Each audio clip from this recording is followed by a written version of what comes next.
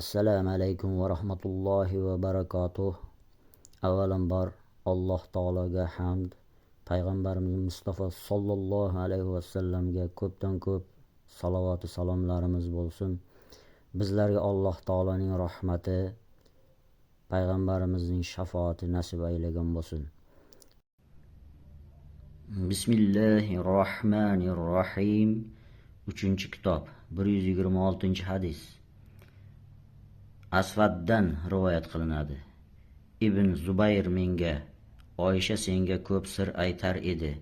Ka'ba to'g'risida nimalarni so'zlab bergan dedi.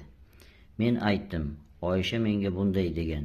Nabiy sallallohu alayhi va sallam: "Ey Oysha, agar qavming yangi chiqqan Ibn Zubayr kufrdan yangi chiqqan degan bo'lmaganida Ka'bani buzib unga 2 eshik, odamlar kiradigan 1 eshik va ular chiqadigan 1 eshik qilar edim" deganlar.